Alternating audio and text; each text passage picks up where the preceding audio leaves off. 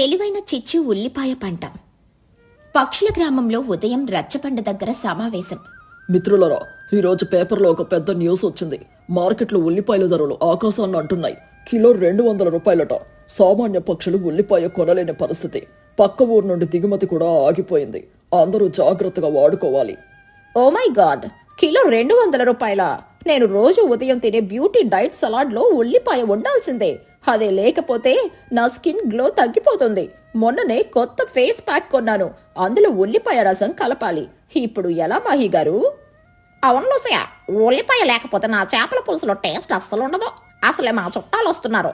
ఉల్లిపాయ లేకపోతే పరువు పోతుంది. ఈ ధరలు చూస్తుంటే భయం వేస్తుంది. భయం ఎందుకు కుహు? కొద్ది రోజులు ఉల్లిపాయ లేకపోతే ఏమవుతుంది? దానికి బదులు టొమాటో వాడుకుందాం. పచ్చడిలోకి కొంచెం ఇబ్బంది అయినా సర్దుకుందాం. అయినా మనం కష్టపడి మనమే మన పెరట్లో పండించుకోవచ్చు కదా. వాసితనే, ఉల్లిపాయ పండించడం అంటే అంత ఈజీ అనుకున్నావా? దానికి చాలా తెలివి కావాలి, శ్రమ కావాలి. నాలాంటి ఇంటెలిజెంట్ పక్షులు మాత్రమే ఉల్లిపాయ పండించగలవు. నువ్వు మాట్లాడుకో. అయితే నువ్వే పండించొచ్చు కదా చిచ్చు. నువ్వు పండిస్తే మేమే నీ దగ్గర కొంటాం. మా పన్ను కడికి ఉల్లిపాయ పకోడీ అంటే చాలా ఇష్టం. అవును చిచ్చు ఆంటీ, నువ్వు ఉల్లిపాయలు ఇస్తే నేను పకోడీ తింటాను. మా అమ్మకి డబ్బులు ఇస్తాను. చిచ్చుకాకి తన మనసులో, వీళ్ళే నా దగ్గర కొంటామంటున్నారు. నేను సీక్రెట్ గా ఉల్లిపాయ పంట వేసి కిలో 500కి అమ్ముతాను. అప్పుడు ఆ గ్రామానికి నేనే రానిది.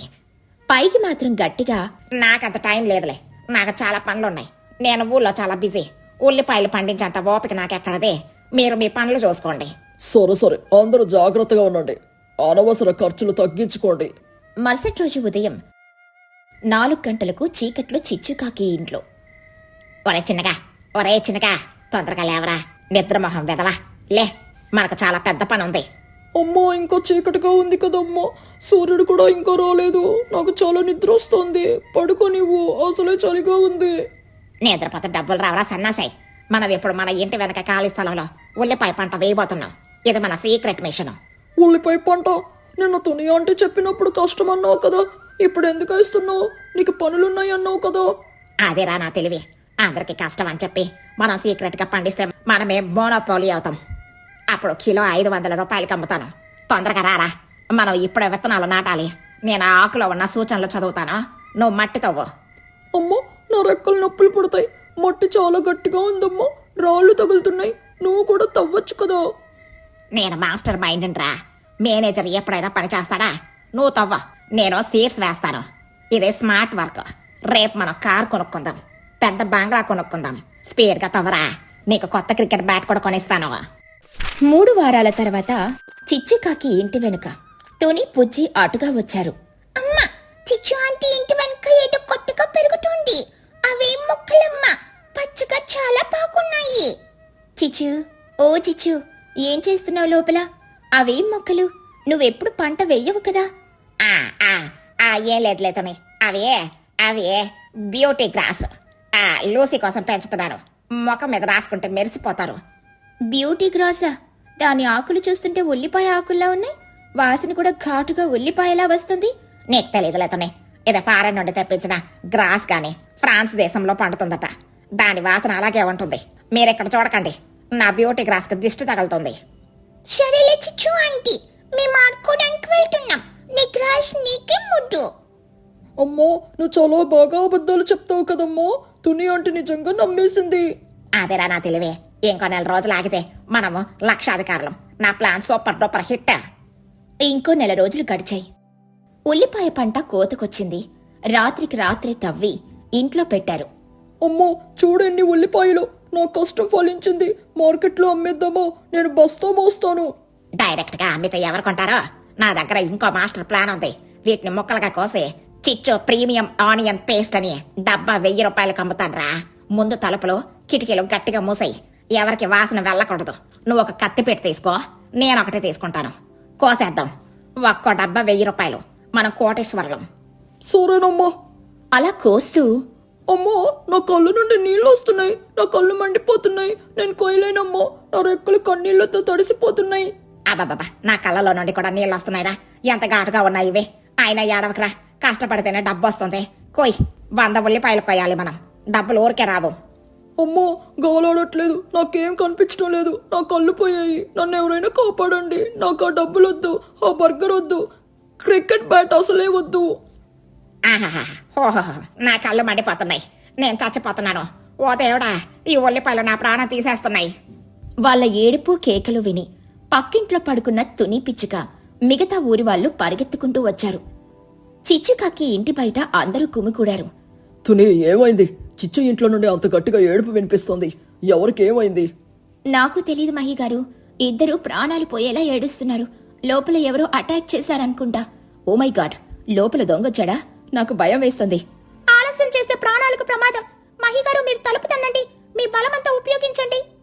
అందరూ పక్కకు జరగండి, నేను తలుపు బద్దలు కొడతాను. ఢమ్ అని తలుపు తన్నాడు. అమ్మా, ఏంటి ఘాటు వాసన? నా కళ్ళమ్మట నీళ్ళొస్తున్నాయి. ఊపిరాడటం లేదు. అయ్యో, ఇల్లంతా ఉల్లిపాయ ముక్కలు. మధ్యలో వీళ్ళిద్దరూ ఏడుస్తున్నారు. బ్యూటీ గ్రాస్ అని ఉల్లిపాయలు కోసేస్తున్నారా? ఇది బ్యూటీ గ్రాస్ కాదు, ఏడుపు గ్రాస్ లాగా ఉంది. ఓ మై గాడ్, నా మేకప్ అంతా ఈ వాసనకి కరిగిపోతుంది. చిచ్చు, నువ్వు మరీ ఇంత కకృతి పడతావని నేను అనుకోలేదు. మహిగారు, నన్ను కాపాడండి. నేను పేస్ట్ మీ లక్షాధికారి అవుదామని అనుకున్నాను, కానీ ఈ ఉల్లిపాయలు నా ప్రాణం తీస్తున్నాయి. నా కళ్ళు పోయాయి అనుకుంటా. అయ్యో చిచ్చు, ఉల్లిపాయలు కోస్తే కళ్ళ నుండి నీళ్ళొస్తాయని నీకు తెలీదా? అందుకే కిటికీలు తెరిచి గాలి ఆడే చోట కొయ్యాలి. సీక్రెట్ గా ఎవరికీ తెలియకుండా గది మూసుకుని కోసావు. అందుకే ఈ గతి పట్టింది. అబ్బా, మాస్టర్ మైండ్, బ్యూటీ గ్రాస్ అని చెప్పి పెంచావా? ఇప్పుడు నీ బ్యూటీ అంతా నీ కన్నీళ్లలో కొట్టుకుపోయింది. ఏడుపు మొహం అయిపోయావు. ఒరే చినుక, ముందు కళ్ళ మీద చన్నీళ్లు చల్లుకుందాం. అప్పుడు ఏడ్పాగుతుంది. తుని అమ్మ, కాస్త నీళ్లు తీసుకురావా? చిచ్చుకాకి కళ్ళు తుడుచుకుంటూ, నన్ను క్షమించండి, అందరూ నన్ను క్షమించండి. నేను ఒక్కదాన్ని డబ్బు సంపాదించాలని ఆశపడ్డాను. ఎవరికి పెట్టకుండా మూసుకొని కోద్దామనుకున్నాను. ఈ అత్యాశ నన్ను ఏడిపించి చంపేసింది. చూసావా చిచ్చు, కష్టపడి పని చేయడం వేరు, అత్యాశతో దొంగ పనులు చేయడం వేరు. స్వార్థంతో అందరిని మోసం చేయాలి అనుకోవడం తప్పు. ఇప్పుడు ఈ ఉల్లిపాయలు ఏం చేస్తావు? నాకు ఈ ఉల్లిపాయలు వద్దు, పేస్ట్ వద్దు. ఇవి నన్ను ఎలా ఏడిపించాయి, చాలా ఏడిపించాయి. తుని, ఈ ఉల్లిపాయలను మన గ్రామంలో అందరికి ప్రసాదంలో పంచేయి. నాకు ఈ స్వార్థం వద్దు. ఇది మంచి నిర్ణయం చిచ్చు. మనం అందరం కలిసి కష్టపడితే అందరం సంతోషంగా ఉంటాం. మరి రేపు నా ఫిష్ కర్రీకి ఉల్లిపాయలు ఫ్రీగా ఇస్తావా కదా చిచ్చు? ఫ్రీగా ఇస్తాను కోహ, కానీ కోసి మాత్రం ఇవ్వను. నువ్వే కోసుకోవాలి. నా వల్ల కాదు బాబోయ్. ఈ కథలోని నీతేంటంటే, అత్యాశ ఎప్పటికీ కన్నీరు తెప్పిస్తుంది.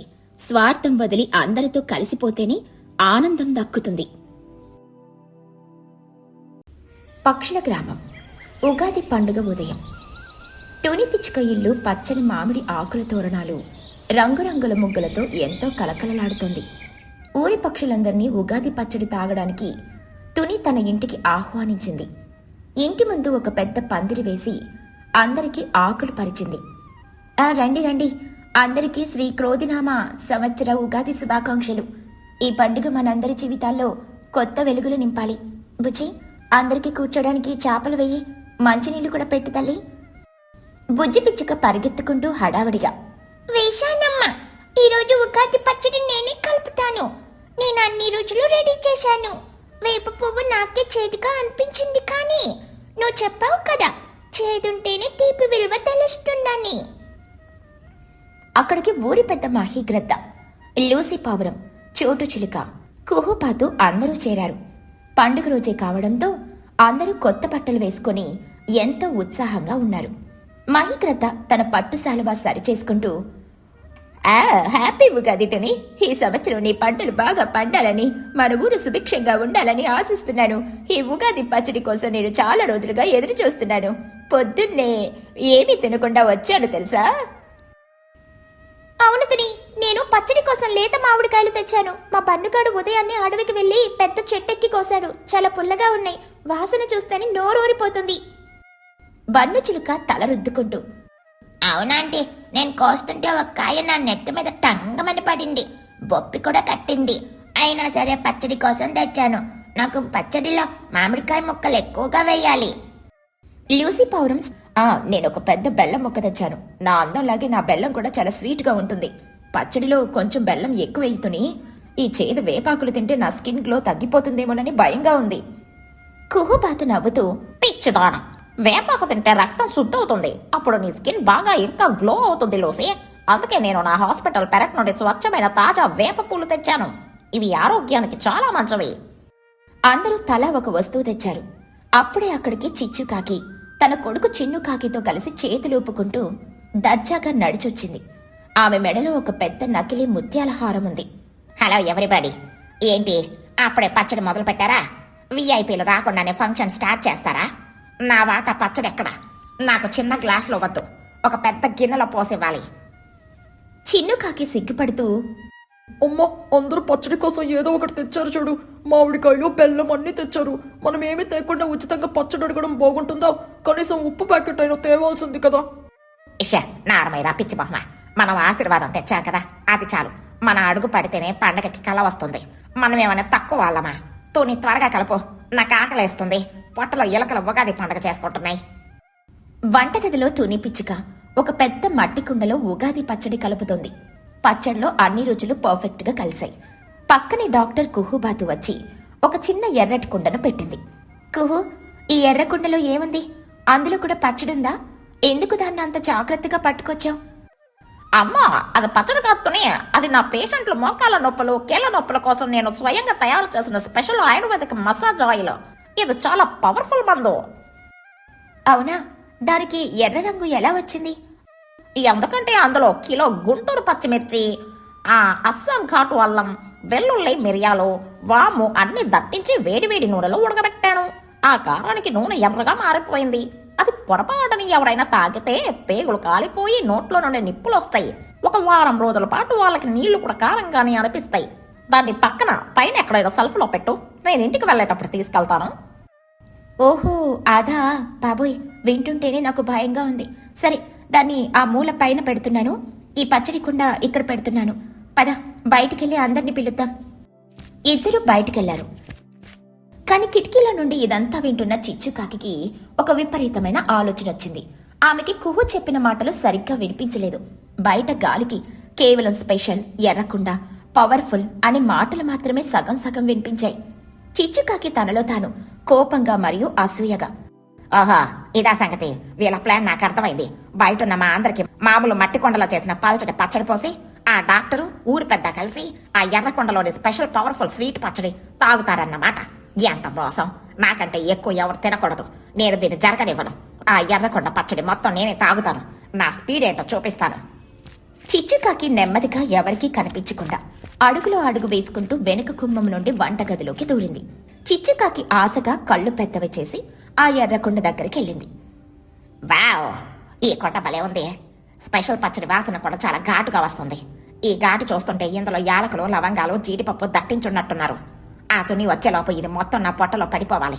అప్పుడు నా ముఖం కూడా ఈ కొండలాగా ఎర్రగా గ్లో వస్తుంది. చిచ్చుకాకి ఆ ఎర్రకొండను 2 చేతులతో పట్టుకుంది. అది కొంచెం బరువుగా ఉన్నా తన అత్యాశతో బలాన్నంతా కూడదీసుకుని ఎత్తి ఒక్క గుటకలో సగం కుండ తాగేసింది. అది గొంతుల నుండి జారుతుంటే ఏదో తేడాగా అనిపించింది. కానీ స్పెషల్ పచ్చడి అంటే ఇలాగే ఉంటుందేమోనని మింగేసింది. ఒక్క క్షణం నిశ్శబ్దం. ఆ మరుక్షణమే చిచ్చుకాకి కళ్ళు పెద్దవయ్యాయి. గుడ్లు తేలేసింది. ముఖం కనకనలాడే నిప్పు కణంలా ఎర్రబడింది. ముక్కు రంధ్రాల్లో నుండి, చెవుల్లో నుండి, కళ్ళల్లో నుండి పొగలొస్తున్నట్లు అనిపించింది. ఆ కారానికి, ఘాటుకి, మిరియాల పవర్కి ఆమె గొంతుల నుండి మాట రాలేదు. ఊపిరి ఆడలేదు. చిచ్చుకాకి గొంతు పట్టుకుని గింజుకుంటూ నేల మీద పడి దొర్లుతూ, నా గొంతు బాబాయ్, వారి అగ్ని పర్వతం బద్దలైంది. మంట, నా కడుపులో మంట, నా పేగులు ఫ్రై అయిపోతున్నాయి. ఫైర్ ఇంజన్ని పిలవండి. ఇదెక్కడ పచ్చడిరా దేవుడా, నన్ను ఏ అగ్నిగుండంలోకి తోసేశారో. చిచ్చుకాకి ఒక చేత్తో గొంతు పట్టుకుని ఇంకో చేత్తో పొట్ట పట్టుకుని వంటగదిలో నుండి బయటకు ఒక రాకెట్ లాగా పరుగు తీసింది. ఆమె అరుస్తున్న అరుపులకి, చేస్తున్న విన్యాసాలకి ఊరి జనమందరూ ఉలిక్కి పడ్డారు. ఇంటి ముందు పందిరిలో అందరూ కూర్చొనున్నారు. హఠాత్తుగా చిచ్చుకాకి లోపల నుండి అరుచుకుంటూ రావడం చూశారు. అమ్ము, ఏంటిది? చిచ్చు రాకెట్లో పరిగెత్తుకుంటూ వస్తుంది. ఏమైంది చిచ్చు? దయ్యం ఏమైనా పట్టిందా? చిచ్చుకాకి నోరు తెరిచి నాలుక బయట పెట్టి ఆయాసపడుతూ గెంతలేస్తూ, ఆ మంట, ఆ నీళ్ళు, ఆ వాటర్, 5 గంట, ఎవరైనా ఒక బకెట్ నీళ్ళు నా నోట్లో పోయండి రా బాబోయ్. ఏదైనా ఇవ్వండి రా రాయ్, నా పేగులు మండిపోతున్నాయి, నేను కాలిపోతున్నాను. చిన్నుకాకి భయపడిపోయి, అమ్మో, ఏమైంది? నువ్వు వంటింట్లోకి ఎందుకెళ్ళావు? నీ మూతి నిండా ఎర్రటి నూనె ఏంటి? మళ్ళీ ఏదైనా దొంగతనం చేసావా? కుహుబాతు అనుమానంగా వంటగదిలోకి వెళ్లి చూసి వెంటనే పగలబడి నవ్వుకుంటూ బయటకొచ్చింది. అందరూ వినండి, మన స్మార్ట్ చిచ్చుకాకి గారు ఏకంగా నా ఆయుర్వేదిక మసాజ్ ఆయిల్ని ఉగాది పచ్చడి అనుకొని తాగేశారు. అందులో కిలో పచ్చిమిర్చి, అరకిలో మిరపకాయలు ఉన్నాయి. అది కీళ్ళకి రాసే మందు, పొట్టలోకి తాగే పచ్చడి కాదు. మహీగ్రద్ద పగలపడి నవ్వుతూ చప్పట్లు కొడుతూ ఏంటి మసాజ్ ఆయిల్ తాగిందా? ఓసిని పిసినారి తన అత్యాస తగలడా? ఉచితంగా ఏది దొరికినా అది పాయిజన్ అయినా సరే వదిలిపెట్టవు కదా. ఇప్పుడు చూడ నీ పరిస్థితి ఎలా ఉందో. నీకు శిక్ష పడాల్సిందే చిచ్చు. చోటు చిలుక నవ్వాపుకుంటూ, అవును చిచ్చు, ఉగాది పచ్చళ్ళలో తీపి, పులుపు, చేదు ఇలా 6 రుచులుంటాయి. కానీ నువ్వు తాగిన పచ్చళ్ళలో కేవలం ఒకే ఒక రుచి ఉంది, అది భయంకరమైన కారం. చిచ్చు ఆంటీ ఇప్పుడు డ్రాగన్ లా మారిపోయింది. ఎవరైనా దగ్గరికి వెళ్తే నోట్లో నుండి నిప్పులొస్తాయేమో, జాగ్రత్త. బుజ్జి పిచ్చుక నవ్వుతూ, అత్త ఎలాగో ఆయిల్ తాగేశావు కదా, ఇప్పుడు నీ మోకాళ్ళ నొప్పులు, కీళ్ళ నొప్పులు కూడా తగ్గిపోయి ఉంటాయి కదా. ఆయిల్ డైరెక్ట్ గా లోపలికి వెళ్ళిందిగా, బయటికి రావాల్సిన పని తప్పింది. చిచ్చుకాకి ఏడుస్తూ కళ్ళలో నుండి నీళ్లు కారుతూ ఉండగా, ఆ జోకులే కండిపొచ్చి దయచేసి ఏదైనా తీయడదేవో. నా ప్రాణం పోయేలా ఉంది. నా గొంతులో మంటలు రేగుతున్నాయి. నేను ఇంకెప్పుడు దొంగతనంగా తినను, ప్రామిస్. కావాలంటే మీ అందరికి రేపు నేనే నా ఖర్చుతో బిర్యానీ పెడతాను.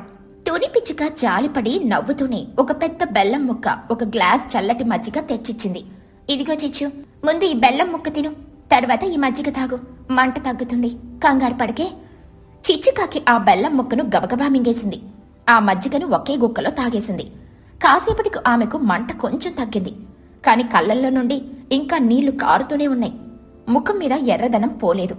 చిచ్చుకాకి నిట్టూరుస్తూ నేల మీద చతికిలబడి, అమ్మయ్య బతికాను. తోనే నీ బెల్లం నన్ను బతికించింది. నా జీవితంలో ఇంత ఘాటైన భయంకరమైన ఉగాది ఎప్పుడు చేసుకోనేలేదు. నా అత్యాస వల్లే ఈ కష్టం వచ్చింది. ఫ్రీగా దొరికిందని ఏది పడితే అది తాగకూడదని గట్టిగా తెలిసొచ్చింది. చూసావా చిచ్చు, ఉగాది పచ్చినట్టే అందరితో కలిసి పంచుకుని తాగే అమృతం. దాన్ని దొంగతనంగా ఒక్కదానివి తాగాలనుకుంటే ఇలాగే అల్లం, మిరియాల నూనె తాగాల్సి వస్తుంది. పండుగంటేనే నలుగురితో కలవడం, పంచుకోవడం. నీ స్వార్థం నీకే సటగోపం పెట్టింది. చిచ్చుకాకి చెవులు పట్టుకుని, నాకు బాగా బుద్ధొచ్చింది మహిగారు. నేను చేసిన చాలా పెద్ద తప్పు. ఇకపై పండగ పూట నేను కూడా ఏదో ఒక సాయం చేస్తాను. ఒంటరిగా దేనికి ఆశపడను. దయచేసి ఇప్పుడు అసలైన ఉగాది పచ్చడి ఉంటే కొంచెం పోయండి. నా గొంతులో ఆ మిరియాల ఆయిల్ టేస్ట్ పోవాలి. కనీసం వేపపు చేతి తగిలినా నేను సంతోషిస్తాను. ఆంటీ, మా అమ్మకి పచ్చడి ఇవ్వకండి. ఆ వాటా కూడా నాకే డబ్బులు ఇవ్వండి. నేను అబద్ధం చెప్పలేదుగా, దొంగతనంగా చేయలేదుగా. ఒరే, నీకు నా మాట అర్థం కావడం లేదా? ఆగు, ఈ ఇంటికి వెళ్ళాక చెప్తాను ఈ పని. అందరూ కలిసి గట్టిగా నవ్వారు. తుని పిచ్చుక అందరికీ కమ్మని ఉగాది పచ్చడి, పులిహోర, పాయసం వడ్డించింది. చిచ్చుకాకి ఆ పచ్చడిని తాగి దానిలోని 6 రుచులను, ముఖ్యంగా తీపిని ఎంతో ఆస్వాదిస్తూ తన తప్పును తలుచుకుని సిగ్గుపడింది. ఆ రోజు పక్షుల గ్రామంలో ఉగాది పండుగ ఎప్పటికంటే ఎక్కువ నవ్వులతో కోలాహలంగా గడిచిపోయింది. చిచ్చుకాకి మసాజ్ ఆయిల్ తాగిన కారపు గోల ఊరంతా ఒక మంచి హాస్య కథగా ఎప్పటికీ మిగిలిపోయింది. ఈ కథలోని నీతేంటంటే, అత్యాశ ఎప్పుడూ అనర్థానికే దారితీస్తుంది. అందరితో కలిసి పంచుకోవడంలోనే పండుగకి నిజమైన ఆనందం, అర్థం ఉంటాయి.